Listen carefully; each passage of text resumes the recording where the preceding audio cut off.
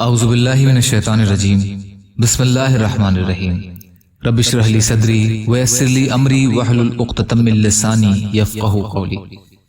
ریاکاری کے بارے میں اللہ کے نبی صلی اللہ علیہ وسلم کی حدیثیں۔ حضرت ابو سعید بن ابی فضالہ انصاری رضی اللہ عنہ فرماتے ہیں کہ میں نے رسول اللہ صلی اللہ علیہ وسلم کو یہ ارشاد فرماتے ہوئے سنا، جب اللہ تعالیٰ قیامت کے دن جس کے آنے میں کوئی شک نہیں ہے سب لوگوں کو جمع فرمائیں گے تو ایک پکارنے والا پکارے گا، جس شخص نے اپنے کسی ایسے عمل میں جو اس نے اللہ تعالیٰ کے لیے کیا تھا کسی اور کو شریک کیا تو وہ اس کا ثواب اسی دوسرے سے جا کر مانگ لے، کیونکہ اللہ تعالیٰ شرکت میں سب شرکاء سے زیادہ بے نیاز ہیں۔ ترمذی۔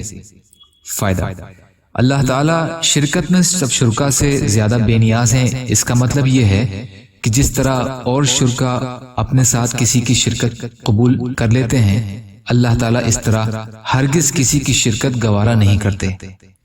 حضرت عبداللہ بن عمر رضی اللہ عنہ روایت کرتے ہیں کہ رسول کریم صلی اللہ علیہ وسلم نے ارشاد فرمایا، جس شخص نے علم اللہ کی رضا کے علاوہ کسی اور مقصد مثلا عزت، شہرت، مال وغیرہ حاصل کرنے کے لیے سیکھا تو وہ اپنا ٹھکانہ جہنم میں بنا لے۔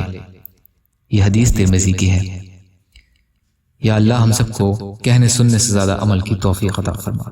یا اللہ جو مظلوم ہیں، پریشان حال ہیں، بیمار ہیں، قرض میں ہیں، بے روزگار ہیں، محتاج ہیں، ان کی مدد فرمائیے۔ یا اللہ ہم سب کو ریاکاری سے بچنے کی توفیق عطا فرمائیے، اخلاص و خلوص دے دیجیے۔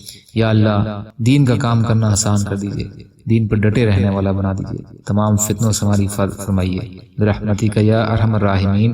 لا الہ الا اللہ محمد رسول اللہ۔ السلام علیکم۔